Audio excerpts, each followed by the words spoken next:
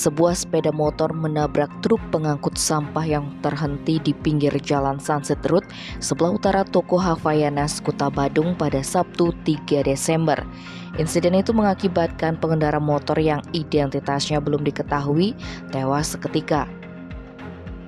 Menurut penjelasan Kasihhumas Polresta Denpasar, Ibtu Iketut Sukadi, peristiwa itu bermula ketika truk sampah DK8984 BD yang kemudikan Marcelinus Muridadi 33 tahun bergerak dari selatan ke utara. Tetapi truk mengalami pecah ban sehingga harus berhenti sementara di pinggir jalan sekitar pukul 18.45. Kernet truk tersebut sudah berdiri di belakang truk berjarak sekitar 20 meter untuk mengatur jalan.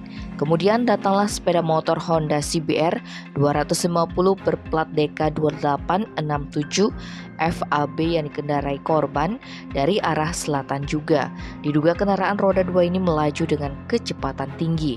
Selain itu, dia tidak menyadari situasi saat itu karena kondisi jalanan gelap. Alhasil kecelakaan tak terhindarkan.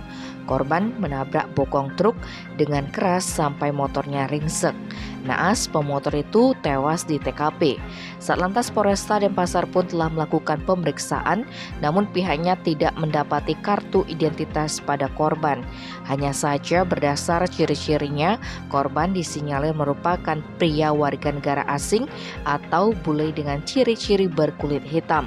Kini jenazah pria Malang itu sudah dievakuasi menuju RSUP Prof Ngurah guna proses lebih lanjut. Tim Bali Express melaporkan.